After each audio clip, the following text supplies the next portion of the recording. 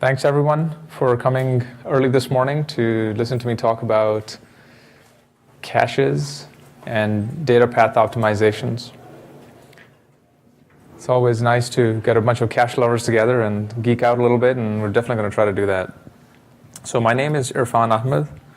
I work at Cache Physics. It's a new startup trying to commercialize some technology in the area of real-time predictive modeling for data access paths. And that's what we're going to be talking about today. The result of this type of modeling is the ability to increase performance very systematically or to lower cost of data path software or storage systems. And a big part of that is caches. So let's look at this at a high level. So in this very generic looking plot that I have, I'm plotting latency as increasing on the y-axis and cost sensitivity dropping on the x-axis as you go to the right. In other words, close to the center where the darkest colors are, you're very latency sensitive and you're not really cost sensitive. So that's where I put high frequency trading. If you can squeeze a few extra microseconds, people tend not to care about the cost of the infrastructure. And then as you get further and further and further out along the diagonal, the workloads that sit there are less sensitive about latency and much more sensitive about cost, right? So now we can debate about what workloads run where, and of course I'm being very generic here. It's possible that for some people the e-commerce workload is as important in terms of the latency trade-offs as HFT. So it's, I think, less important exactly which application in my choice of drawing it out sits where in this orbit. It's much more important to think about the hierarchy of storage that is employed to achieve those latencies and those cost trade-offs. So anywhere from DRAM to persistent memory to flash to disk drives, and actually many more layers when you start to think about remote disks and then cloud disks and so on, so I didn't bother putting all those up here. So the result of this is that once you have a sense of what your applications need in terms of latency, you have a lot of trade-offs to do. And so in a lot of these trade-offs, right, there's two basic hardware infrastructures or software infrastructures available. One is persistent storage. So you can try to make your petabytes of persistent storage really fast. Okay, some people will do that. But most people will choose to implement sophisticated caches so that they don't have to take their petabytes of data and put it into DRAM, but rather they will take the portions of that data that they think that they need at any particular time and put it into caches. So there's a few claims that I'm going to be making, and then the rest of the talk is trying to justify those claims, right? So first claim is caches are critical to every application. So whether you're dealing with a database or key value store or a container or in a VM or an app that represents application in this way of thinking, there are resources available to you, both in terms of persistent as well as ephemeral storage. So that might be server resident CPUs with L1, L2, last level L3, and other caches. Might be DRAM that the operating system is managing or the database system is managing, right? Could be 3D crosspoint flash, etc. And then there's a network, and then across the network there's resources in persistent storage as well. So the use of caching to accelerate data access is pervasive in modern storage systems. The challenge often is that monitoring systems typically provide only very little bit of information about the cache. So for example, in this case, I've drawn a very simple dashboard. Actually, this is the only dashboard you can have today for caches, which is, well, for that cache, the hit ratio is 65%, and it's currently running at 128 gigabytes, right? So that's not a lot of information that you can use to operate your environment. So here's my claims. So even though caches are critical to every application, cache management is non-existent. Now, it's deliberately a little bit strong, but I'm going to try to prove to you that it is, in fact, largely correct. So let's start with some questions you might have about your cache, and cache management means you should be able to answer some of these questions. I think some of them are fairly straightforward. Is this performance good? So that's 65%. Is that good? Is that the best that could be done for this workload? Can we answer that question today? Because if we could, then maybe my claim is hollow. But I think today it's very hard to answer the question of is this performance that's coming from that cache good? Could it be improved? That's a corollary of the previous one. What if I gave you 9 gigabytes of cache? What will you do in terms of hit ratio? Will it be better? Will it be the same? Could it get worse? Could I give you more cache and things get worse? Can we say any of those things with certainty? Not really today. So how much cache for application A versus B versus C, etc.? Right? If I have some limited budget, how do I allocate that budget? What happens if I remove DRAM? What happens if I replace some of my DRAM in my cache with flash? What will happen? Very difficult to answer that question. How to achieve 99th percentile latency of 10 microseconds, or whatever number of microseconds it is that you desire. Okay, here's a twister. What if I keep everything else the same, but I just add one more workload to this cache's input workload? Will that change anything? Make it worse? Make it better? How do you know? And then is there cache pollution going on? How do I figure out if there's cache pollution? What can I do about it? What if I change cache parameters? Most of the cache systems almost actually every single cache system that I've ever worked with in my career has had parameters. Now, how do you figure out what parameters to set for that particular workload or mix of workloads? So so if you look at these questions, and us, at least in my opinion, not being able to answer any one of them satisfactorily, that leads to my conclusion that, look, caches are very important. Everybody cares about them. But we simply do not know how to manage them as an industry, as a field, as a discipline today. Okay, so you guys, I'm going to try to see if we can get better than that, but you got to hold me honest. Okay, if I'm way off course, just say so. Okay, so part of the reason for that, I think, is that what we have today are very static caches, and there's an opportunity, I think, to start to think about caches as much more dynamic and self-optimizing, self-learning. So just as conceptually, what I did was I took 3 parameters, just parameter 1, 2, 3. They're not labeled right now. We'll see later on in the talk what some of these labels could be as parameters, right? So for an example of that could be cache block size, okay? Could be an example. Another example could be read ahead, whatever the parameters are of that cache. So there's a point cloud here, and every point in that point cloud represents just one application. But it represents the optimal parameter setting for those 3 parameters for that application. Okay? So you'll see hundreds of applications represented, 1 dot per application. And that application has different performance profile throughout that space, but I've only picked one spot, which is the best one for those 3 parameters. Make sense? Okay. Now, so you can already see that in this parameter space, every one of those hundreds of applications has a different optimal operating point, right? So in this case, it could be cache size, could be parameter settings. So how do we ship systems today? We do some benchmarking. We pick some spot that maybe works for one workload or some mix of workloads. Actually, usually it's not even one workload because you're trying to trade off, okay, these parameters are good for this application workload, for this benchmark, these are for another one. So let me just kind of set it halfway somewhere in the middle. Okay. The result of that is that the shipping systems are not optimal for any single workload most of the time, and often are very far away from optimum points given the actual production systems that are running in the field. So this is this concept of, okay, this type of way of doing caching, what I call static caching, leads to thrashing, leads to scan pollution, results in gross unfairness or interference because the cache system is not actually caring about the type of workload that it's receiving and therefore adapting itself to it. It's just operating at whatever point that the developer or the performance engineer set as the default. Okay? And of course, leading to unpredictability, over-provisioning, lack of control. These are very serious problems, right? I've talked to people who are running production caches that are hundreds of terabytes big, and they think they're 5x over-provisioned. And I ask them, well, why don't you go to like 4x over-provisioned? Because they're like, well, I don't have the confidence. I don't know the answer to the questions that we asked previously.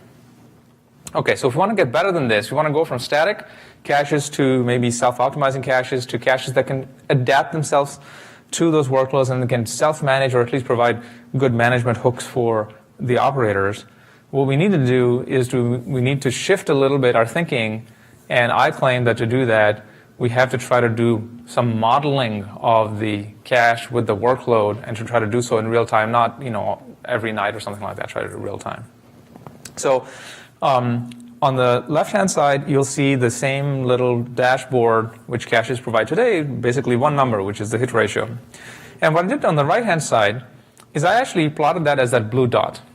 So what the blue dot is showing is the 35% miss ratio, in other words, 100 minus 65, 35%. But in this particular case, I've translated that into latency, because if you know what your miss or hit ratio is, you can easily just come up with the latency number as long as you know the backend's miss penalties. So in this talk, for the remainder of the talk, we'll use latency on the y-axis and miss ratio on the y-axis interchangeably, because both of them are lower is better, right? And there's a simple arithmetic conversion between them. In this case, the cache size here on the x-axis, right? Again, the 128 gigabytes resulting in that blue dot. Okay. So the entire exercise associated with what we're going to try to do in modeling is we're going to say, okay, that dot is not good enough because that dot has all the problems and all the questions that are unanswered from a couple of slides ago, which is this good? Can I get better? What if I do this? What if I do that? Okay. So how do we do that? Well, we're going to have to do some modeling, right? We're going to have to put a little tiny little brain in there somewhere. And we're going to learn the performance model of the application with that particular type of cache. Okay. And what we're really trying to do is a fancy way of saying it. Sometimes academics are in my audience, so I have to put a function to satisfy them, otherwise I don't get good ratings on my talk. But really what you're trying to do is you're trying to build a model. So that's just in the f, that is in the function of the cache size and other parameters. Okay. So what does that mean? Well, all that means, folks, is we need to plot that curve. That's it. If we can plot this curve for a particular given workload, as you vary a parameter, how does performance vary? Okay. If we can draw this curve for the workloads that we're interested in production, in real time, we can answer all of the questions that we started off with. Okay, so let's look at this curve a little bit. So again, here cache size is the x-axis, but we know there are more parameters than cache size.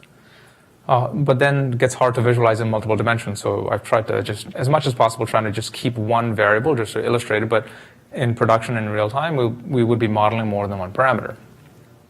So now you see a lot. First of all, you see that sometimes you add cache and nothing happens. Okay. So for example, if you're at 10 gigabytes and you add cache, nothing happens for a while. Okay, so let's look at that a little bit more closely. So we're at 10 gigabytes. We decide we want to improve things, and let's say we double the cache size. Okay, so now let's say we went from $1,000 a day, okay, to $20,000 a day. Right? Performance did not improve. Now, how do we know performance didn't improve? Because remember, it's flat there, right? So latency did not drop. So we decide to go 4x. Then we decided to go 8x. Now we went from $10,000 a day to $80,000 a day. I'm just making up those numbers. But whatever that is, 100 to 800, whatever the cost of the system is in terms of its cache footprint, we've gone up 8x with no performance improvement. So maybe if you don't have this curve, maybe you'll give up then. Maybe you'll say, look, this workload cannot do better. Right. Performance cannot get better. I've gone up 8x. What do you expect me to do? I'm not going to go up 100x. Little do you know that for every single megabyte of additional cache that you're going to provide to this workload after that, you're going to start to see improvements, and that's where the curves. So the nice curves, improve with cache size or other parameter changes, right? Okay.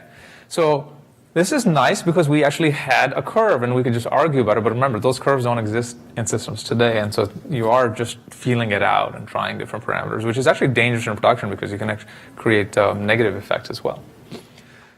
Another way of looking at the same curve, and by the way, this is a production virtual machine, virtual disk workload. And it's not a diagram that I just created randomly. So here, it's the same plot, but we're going to try to, instead of thinking about it from a performance point of view, we're going to start to think about it from an efficiency point of view. So you can take the same curve and you can annotate it a little bit differently, and you can say, well, looks like most operating points here are not efficient. Why are they not efficient?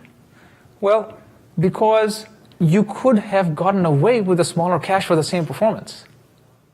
So the particular blue dot, the reason why I picked that spot for this presentation is because it's a super inefficient operating point. Why? Because you could have had 1/8 the cache size for the same approximate performance. So you do not want to operate there. So what you can do is you can label the space, okay, and just operate only on the efficient operating points. Right? And so you're looking for some sort of a knee, and depending upon what your threshold is for defining efficient, there will be more or less points here. But in perhaps a strict definition, you can see that you want to operate at the bottom of a cliff because you've gotten a huge improvement and you're not going to get too much more improvement later on. So can anybody just hazard a guess as to why there are these flat spaces in these workloads? Why is it that we see these flat regions? Working set sizes. Working set sizes, exactly. And why are there more than one? Right? Sorry? It could. Well, actually, this is not. This is the pattern of the workloads reuse distance. So we have not. Caching comes in as the algorithm that can suck locality out of it. But there's a hierarchy of working sets is another way of thinking about it, right? There's this fast working set that's the whatever data is being used for that hour or 2 hours or whatever, and then over the course of a diurnal cycle, there's some reuse of blocks, right? And then over the weekly cycle, there's some reuse of blocks, and depending upon how big your cache is, it will capture a different portion of it. So that's why there's these flat regions, right? Exactly right. It's successive working set sizes. Okay, so now we've started to build an intuition for what this modeling is all about.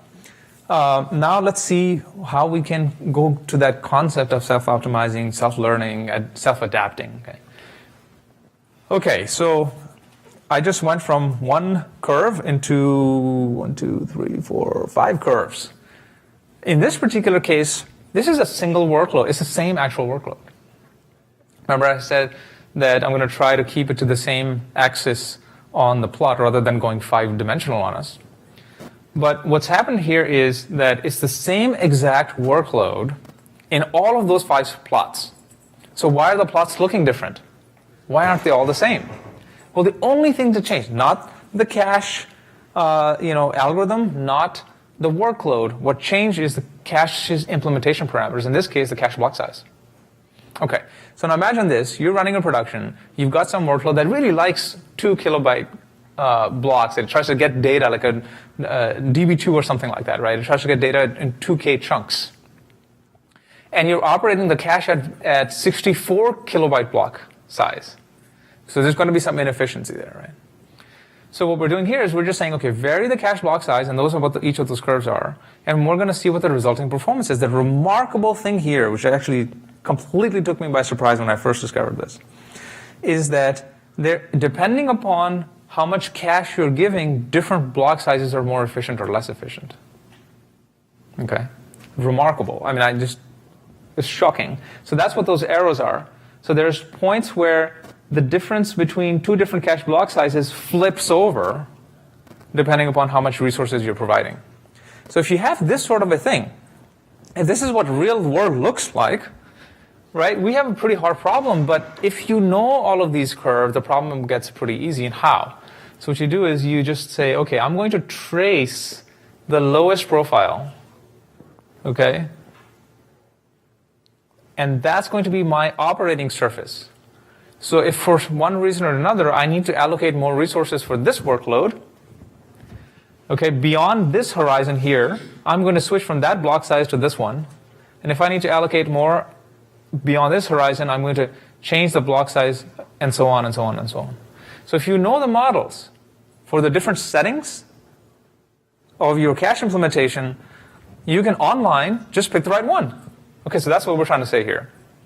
So if you can predict the performance under different policies, you just pick the right one. That's it. You just pick. Right? Now, of course, your cache implementation has to be able to switch block sizes on the fly. Some of them may, or some of them may not. And if you, for example, are owner of a cache subsystem that cannot today change cache block sizes on the fly, you've never been motivated to do it because you've never had a model that tells you exactly why and when to switch those on the fly, right? And so other parameters fall in this sort of situation as well, where until you know, you may not be motivated to actually implement these knobs, these online real-time change knobs inside your cache algorithm. So far, so good. I'll take questions as I go. Yeah. How much overhead do you think that's going to do if you start switching that parameters when you have a cache that's almost working to its limit, a cache size working to its limit? So overheads is the question. Yes. So there's multiple different overheads that we need to think about. There is how much memory do we need to do this performance model, right? That's okay.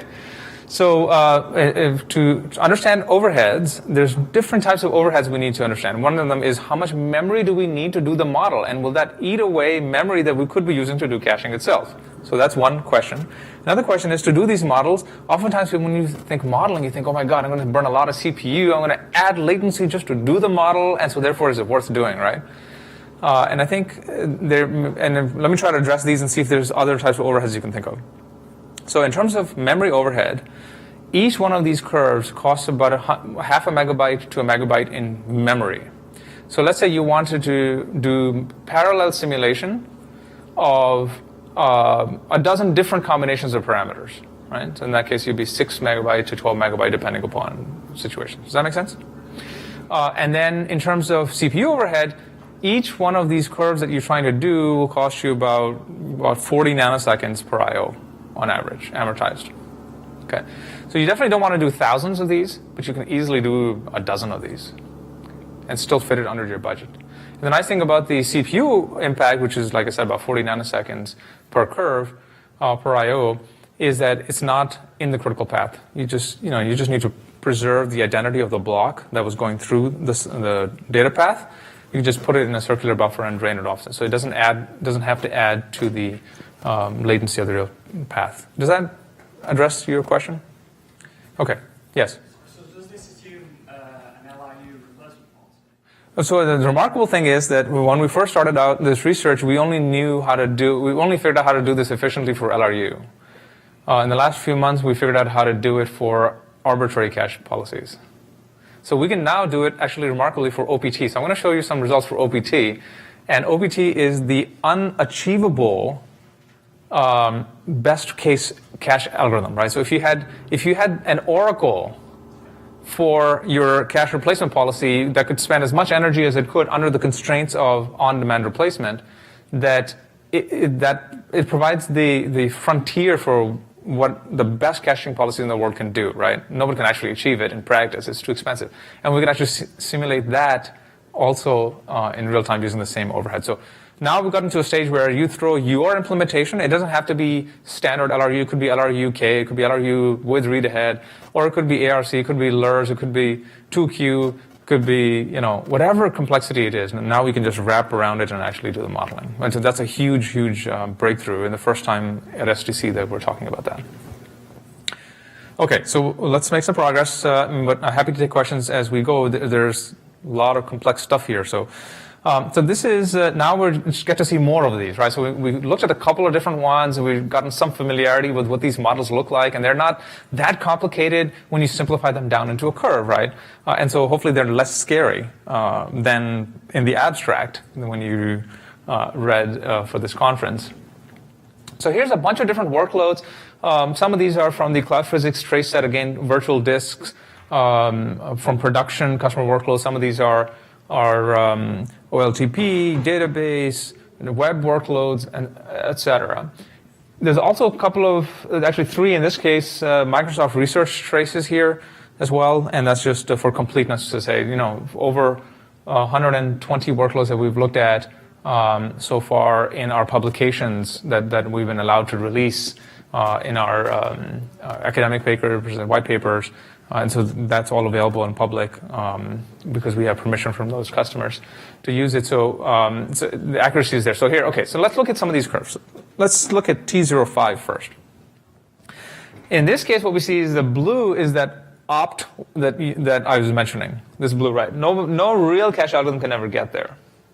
Now, there's two other cache algorithms, ARC and LIRS, so ARC and LIRS.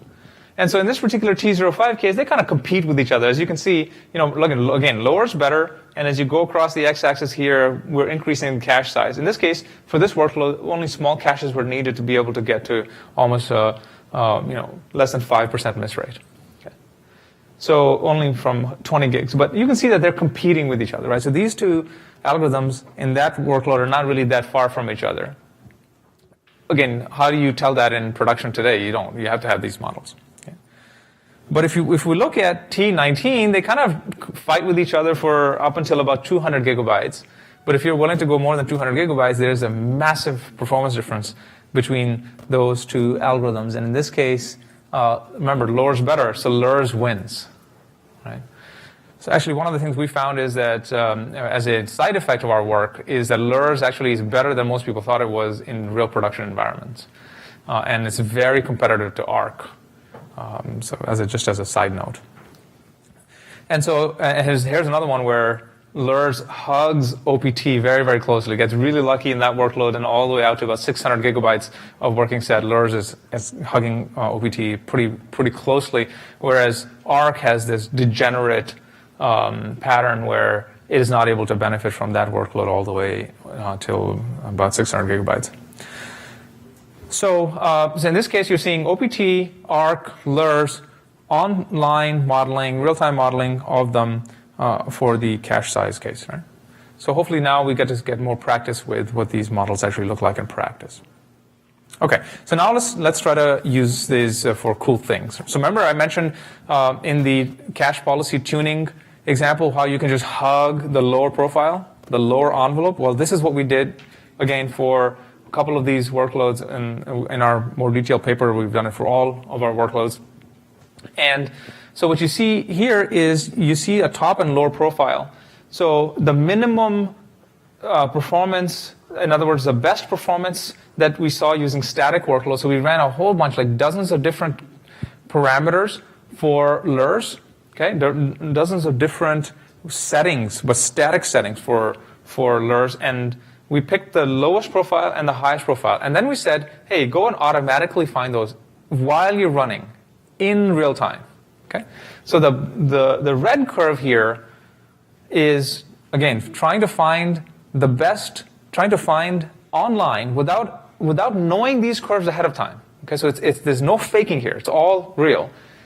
The algorithm does not know the curves. It has to figure out the curves, and it has to pick the best, and it has to change constantly online as the workload keeps shifting, because these are very, very long workloads, and over the course of time, they change what the best parameters are. So the best case would have been the left-hand side, which is hug the lower profile, right? And that's the best we could do for LIRS for that workload. And our algorithm was able to achieve it.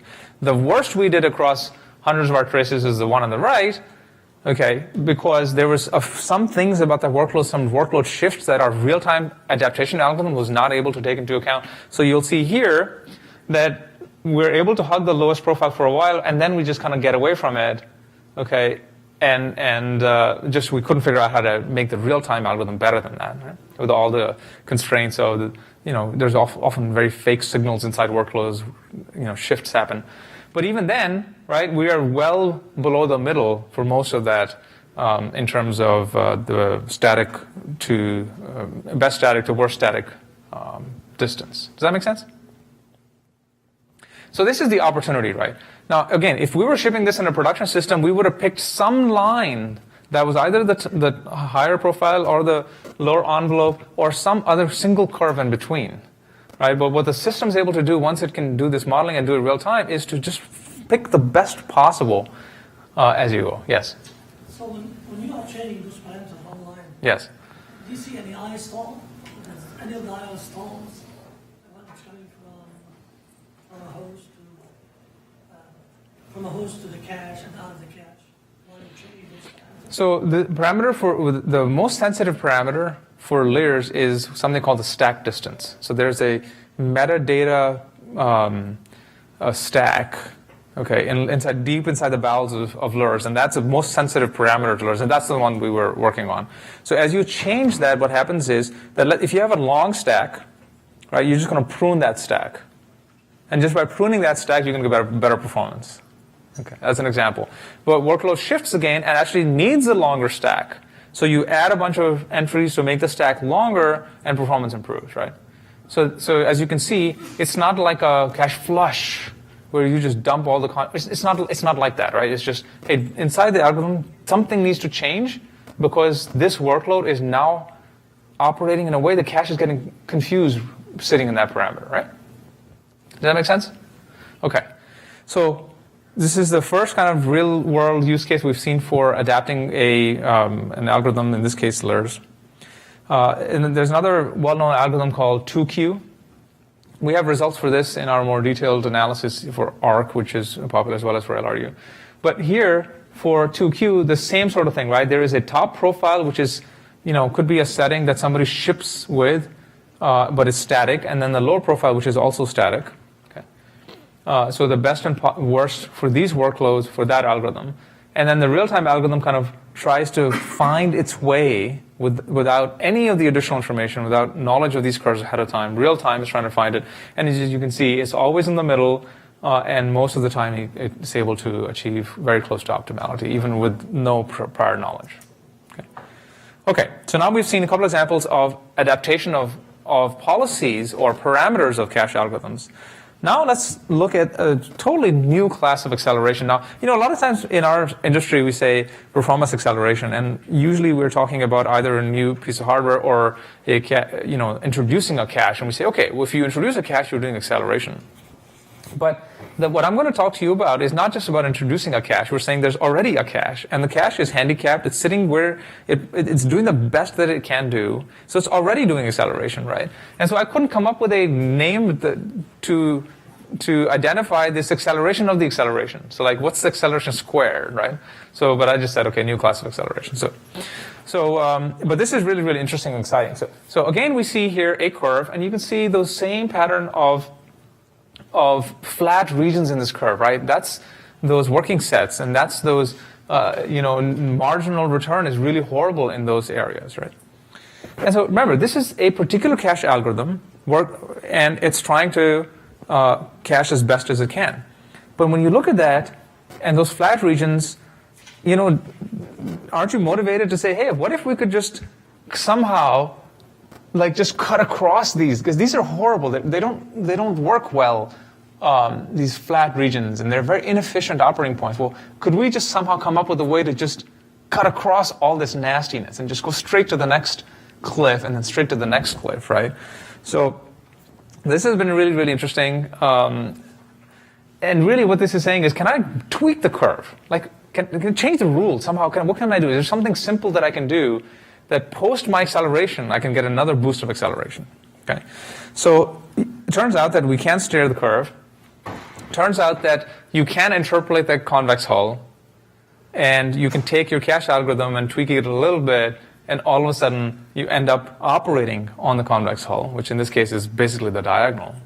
Okay, but however, to be able to do it, there's one prerequisite, which is you have to know the model. So you have to do an online real-time modeling to find that red curve. But if you know the red curve, you can always find the dotted line, because there's an algorithm for that is published in HPCA 2015. So let's look at an example. So we have our blue dot again, and this blue dot is sitting somewhere in that flat region. Turns out that if you tweak your cache implementation to just have shadow partitions. And shadow partitions means that they're not exposed to the user, but they are partitions. They're inside the algorithm, right? So we're just going to call them alpha and beta. So let's say you had a 1 gig cache, just for example, or in this case, let's say a 50 gig cache, right? So part of that cache would be partition alpha, part of it would be beta. Nobody has to know about it. We're just going to hide it underneath the surface. And we're going to tweak the sizes of the alpha and beta and steer hits and misses to them, okay? And that's how we're going to be able to achieve sitting at that convex hull. So the way that works is that the partition of the 50 gig cache, in this case, that is called alpha, this hidden partition, we're going to operate that partition at an efficient operating point. And the rest of the cache, which is the beta partition, we're going to operate that at the next efficient operating point. Okay, and we're going to pick efficient operating points such that we skip these middle ones, and that's where the convex optimization comes in, the convex hull identification. So we're going to study this curve, find the cliff that is along the convex hull, and we're going to take the portion of our cache, which we decided to call beta, the hidden partition called beta, and we're going to steer hits and misses to it so that it operates here. So it turns out that if portion of your workload is operating here and portion of it is operating here, on average you're operating in the middle. Okay, and then that's true for every single cache size. Now, for every single cache size, the bottom of the cliff, the talus of the cliff that you're going to pick is going to be different. But as soon as you're able to pick it, you just operate there. Okay, so the more details, you can either talk to me about it or there's some papers you can read, including the HPCA 15.1. So the result of this is this like acceleration squared, because the first acceleration you got was by having caching in the first place, by having a cache. And the second acceleration you got was by tweaking the cache algorithm to have these shadow partitions and then steer hits and misses into those shadow partitions to be able to sit on the convex hull. Okay? So not possible without modeling. So you have to model first. You got to pay that cost of the model, but then you can get these super effects coming out of it. Okay, so this is theoretical. Let's look at some real examples. Here we've got 3 different workloads and 2 different cache algorithms in those workloads. So the same setup as always. Miss ratio is on the y-axis, lower is better, and the x-axis is increasing cache size. So for these 3 workloads, you'll see a large diversity of different cache sizes because the working sets are different sizes. One other thing I want to mention real quick here. So you see arc here. Remember I said, like, what if I increase my cache size? And I try to do, hey, if I increase my cache size in production, of course I'm going to get either equal performance or hopefully better. No. Not always the case. Look at arc here. In this region, we added more cache and the performance got worse. Remember? Lower is better. Performance got worse. So for these complicated cache algorithms, the complexity is so phenomenal that you can't even rely on performance improving if you add cache. I've shown you that that's not always the case. And there's lots and lots of examples of this. And so that's yet another reason why modeling is important. You don't want to just mess around with production caches because you could actually make it worse when you think you're making it better. Okay, so here the setup is similar to before. So black is the original miss ratio curve. So the first acceleration when the cache is added, you can predict the performance of the workload with that cache in terms of hits and misses by just looking at the black curve. Okay, the dotted line is the convex hull of that entire curve. Okay, now of course you don't know that when you start off, but the algorithm has to learn both the black curve and the dotted line.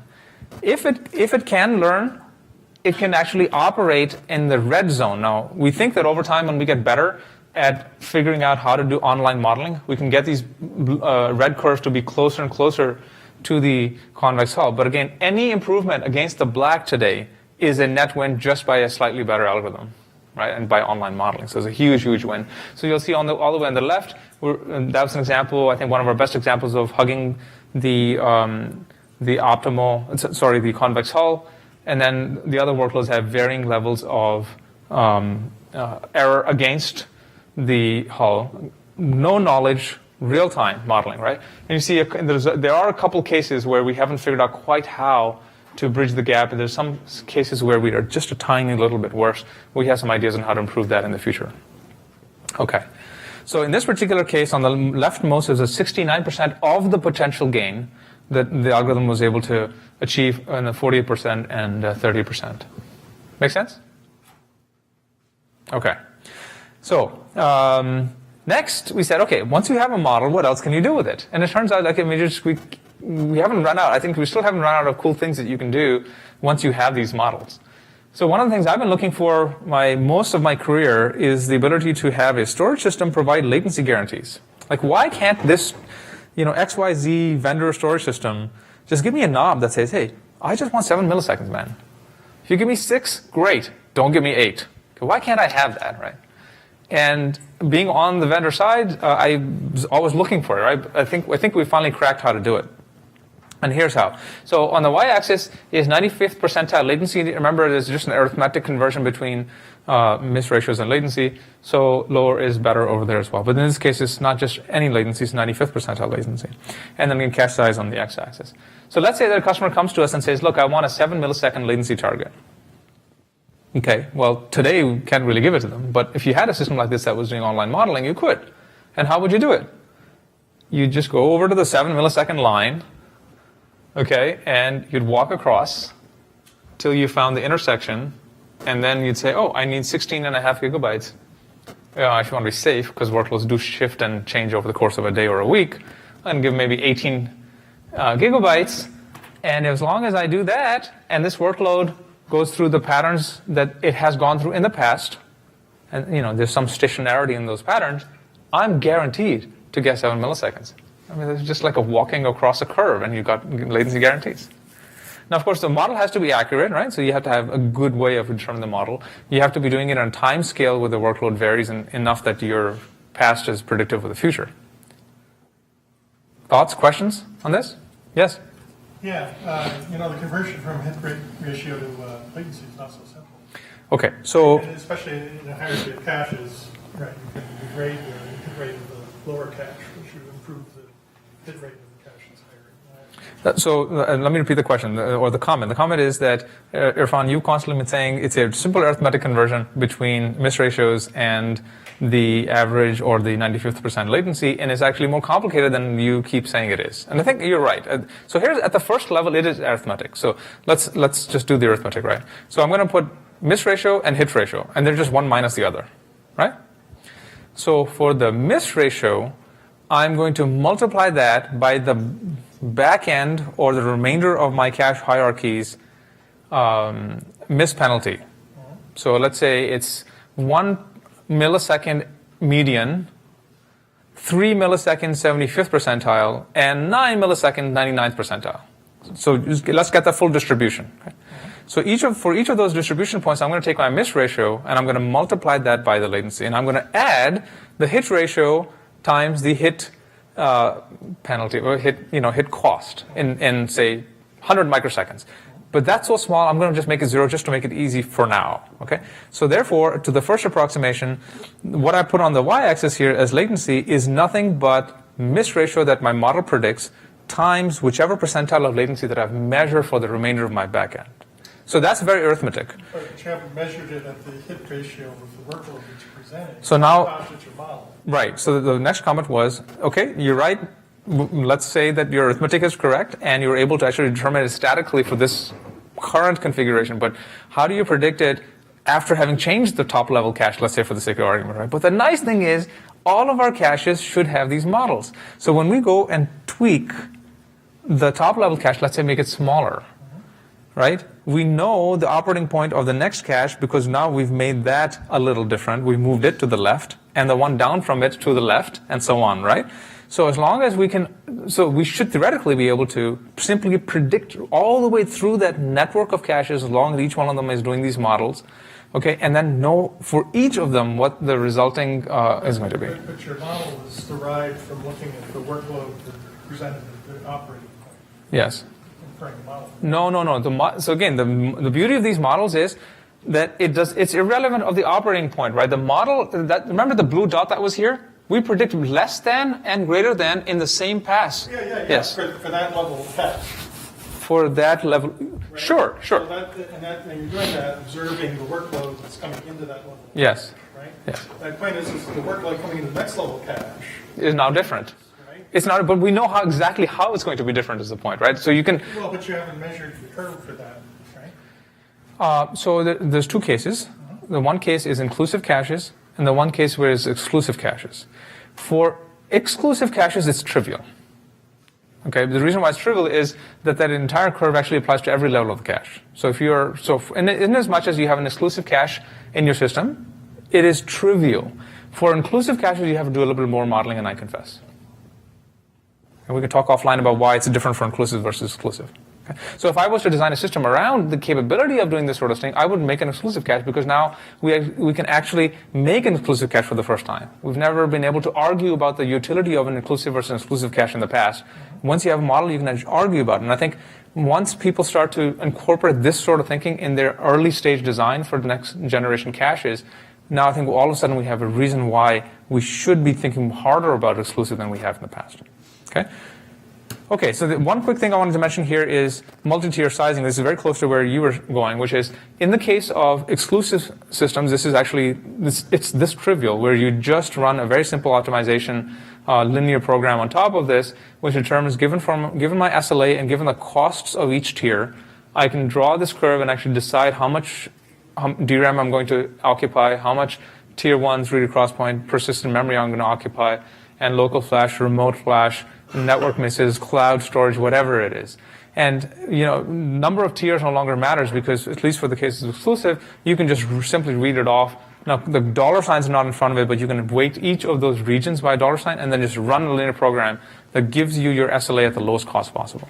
Okay. Okay. So this self-optimizing data path, right? So I said self-optimizing caches as the title of the talk.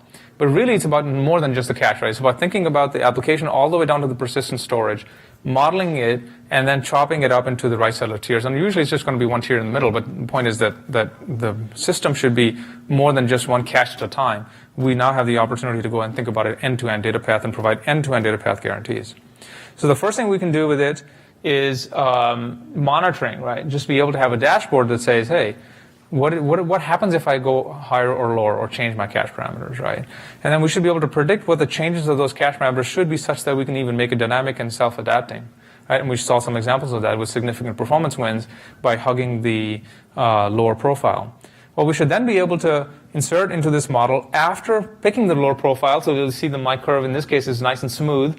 And the reason it's nice and smooth is it's gone through some of those lower profile and self-adaptations already. And once our curves are nice and smooth, we should be able to set our latency targets. And by the way, throughput and latency use the same sort of mechanism here by simply operating at the right point on these curves. We can also do tiering, which is the last thing I talked about as a full slide on how that works in these systems.